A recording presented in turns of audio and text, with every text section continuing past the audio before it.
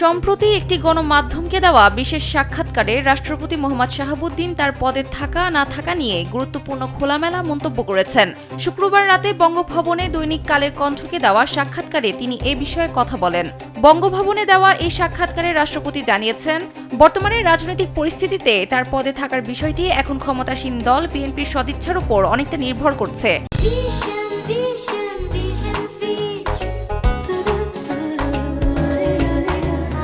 তিনি স্পষ্ট করে বলেন, যদি বিএনপি চায় তিনি রাষ্ট্রপতির দায়িত্ব পালন করবেন, তবে তিনি তার পদে থাকবেন। অন্যথায় দলটি যদি তাকে সরিয়ে দিতে চায়, তবে তিনি নিজেই সম্মানজনকভাবে সরে যাওয়ার সিদ্ধান্ত নেবেন। বিদেশি গণমাধ্যমে রাষ্ট্রপতি নির্বাচনের পর আর এখানে থাকতে চান না এমন মন্তব্যের বিষয়ে জানতে চাইলে তিনি বলেন, এই বক্তব্যটি অন্যভাবে ব্যাখ্যা করা হচ্ছে। গত 18 মাসে অন্তর্বর্তী সরকারের পক্ষ থেকে আসা মানসিক চাপ এবং বিভিন্ন ঘটনায় অপমানিত বোধ করায় তার মনে যে ক্ষোভ জন্মেছিল, মূলত সেই প্রেক্ষাপটেই তিনি পদ ছাড়ার ইচ্ছার কথা বলেছিলেন। তার মতে সম্মানহীনভাবে এই পদে থাকা অসম্ভব হয়ে পড়ছিল।